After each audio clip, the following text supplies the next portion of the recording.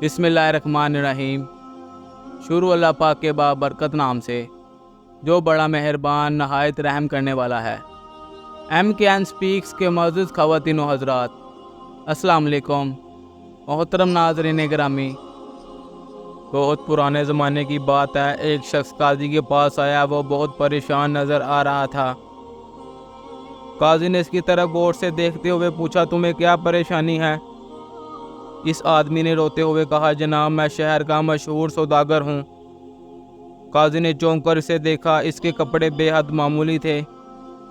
قاضی کے ہونٹوں پر مسکراہٹ پھیل گئی۔ اس نے کہا، کیا دیوانے ہو گئے ہو؟ ایسے کپڑے تو اس کے غلام بھی ہاتھ لگانا پسند نہیں کرتے جو تم نے پہنے ہوئے ہیں۔ اس شخص نے ایک لمبی سانس لے کر کہا، قاضی صاحب میرے ساتھ بہت بڑا دھوکہ ہوا ہے۔ میں آپ کے پاس انصاف مانگنے کے لیے حاضر ہوا ہوں۔ قاضی نے کہا، اچھا تم اپنی کہانی سناؤ، تمہارے ساتھ انصاف کیا جائے گا۔ اس آدمی نے کہا، کچھ عرصہ پہلے میں اپنے گھوڑے پر سوار جنگل میں شکار کی غرض سے گیا تھا۔ ایک ہرن کے پیچھے میں جنگل میں دوڑ کر نکل گیا اور راستہ بھول گیا۔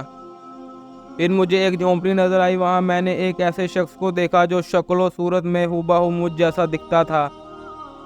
اس شخص نے میرے لیے کھانے پینے کا بندوبست کیا اور میرے بارے میں پوچھنے لگا۔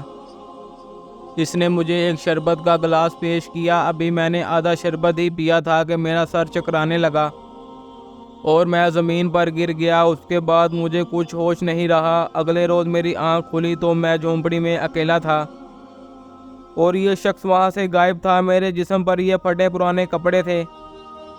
میں جھونپڑی سے نکلا اور بڑی مشکلوں سے راستہ تلاش کرتا ہوا اپنے گھر تک پہنچا، مگر اس وقت میرے صدمے کی کوئی انتہا نہیں رہی جب میرے ملازموں نے بھی مجھے پہچاننے سے انکار کر دیا اور مجھے دھکے دے کر گھر سے نکال دیا اور کہا کہ سوداگر تو گھر میں اپنی بیٹی کے ساتھ موجود ہے، تم دھوکے باز ہو۔ اسی وقت میرے گھر کی ایک کھڑکی کھلی اور میں نے دیکھا کہ یہ مکار شخص میری بیٹی کے ساتھ مجھے دیکھ کر ہنس رہا ہے۔ پھر اس کے کہنے پر میرے ہی ملازموں نے مجھ پر تھپڑوں اور لاتوں کی بارش کر دی اور مجبوراً مجھے وہاں سے بھاگنا پڑا۔ اب میں اپنی فریاد لے کر آپ کے پاس آیا ہوں اور انصاف کا طلبگار ہوں۔ یہ کہہ کر وہ خاموش ہو گیا۔ قاضی نے حکم جاری کیا کہ اس آدمی کو بھی عدالت میں حاضر کیا جائے۔ کچھ ہی دیر میں وہ شخص عدالت میں ایک بہت ہی پیاری لڑکی کے ساتھ حاضر ہوا۔ اس نے حاضر ہوتے ہی کہا، جناب میں سوداگر ہوں اور یہ میری بیٹی ہے۔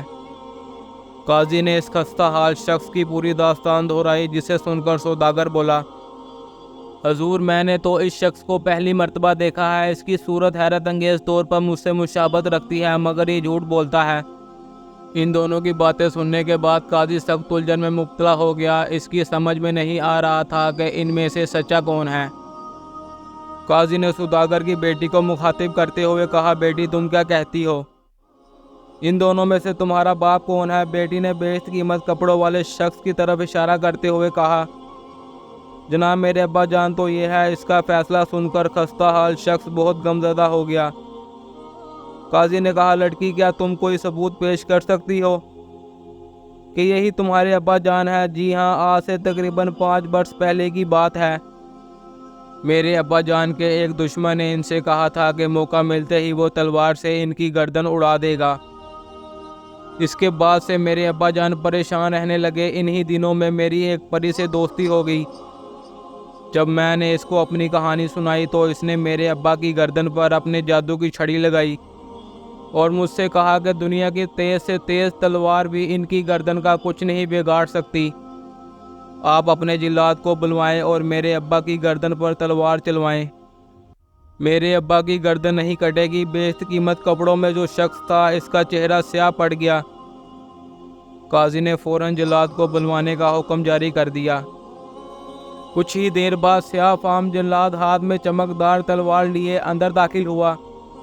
قاضی نے اسے حکم دیا کہ سوداگر کی گردن پر وار کرے، مگر ابھی جلاد نے سوداگر پر وار کرنے کے لیے تلوار فضا میں بلند کی ہی تھی کہ سوداگر قاضی کے قدموں پر گر پڑا اور روتے ہوئے بولا، میں سوداگر نہیں ہوں، اصل سوداگر یہی آدمی ہے۔ قاضی نے سپاہیوں کو نقلی سوداگر کو گرفتار کرنے کا حکم جاری کر دیا۔ सौदागर की लड़की ने काजी को बताया कि वो भी ये फैसला नहीं कर पा रही थी कि इसका बाप कौन सा है, इसलिए इसने एक कहानी बना ली। इसकी जहानत की वजह से एक उलझा हुआ मुकदमा मिनटों में हल हो गया। मोहतरम अजीज़ दोस्तों, अब तक के लिए इतना ही। उम्मीद करता हूँ आप सबको आज की ये वीडियो अच्छी लगी होगी। मज़ीद अच्छी वीडियोस देखने के लिए मेरे चैनल को लाइक, सब्सक्राइब और बेल आइकन को प्रेस करना मत भूलिएगा। इसके साथ ही इजाज़त चाहूँगा। अल्लाह हाफिज़।